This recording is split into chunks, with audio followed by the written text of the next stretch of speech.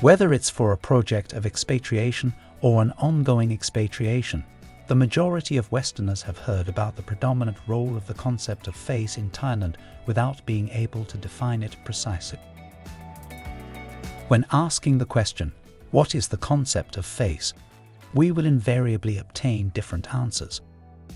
The same goes for long-term expatriates, with greater nuances for the more experienced ones. We are not the only ones asking the same question. For an English native speaker, the word face is easy to understand. Its definition does not need to be recalled.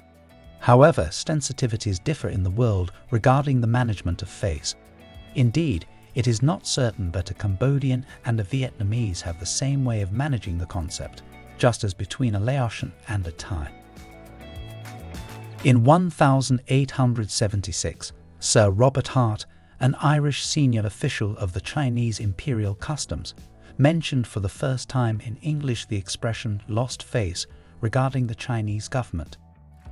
In light of current knowledge, Sir Hart adequately translated the notion of loss of face, which expresses physical and psychological suffering in front of a public, a population or a group, including disgrace and dishonor, and leading to a feeling of humiliation and wounded self-esteem. It should be specified that losing face should not be confused with the chivalrous and romantic action of saving face. This notion appeared a little later in the June 1899 edition of an English-language magazine. The famous psychologist Ho popularized the concept in one of his early publications in 1976, while its definition was absent from social science dictionaries. To this day, it took the academic world a little less than 50 years to grope, discuss, clarify, formalize, and finally define what the concept of face is for both Asians and Westerners. For the latter, there has always been a risk that the original definition would be distorted by a too Western interpretation.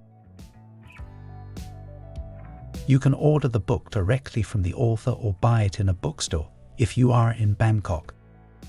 If you live abroad, it is recommended to order it directly from Amazon.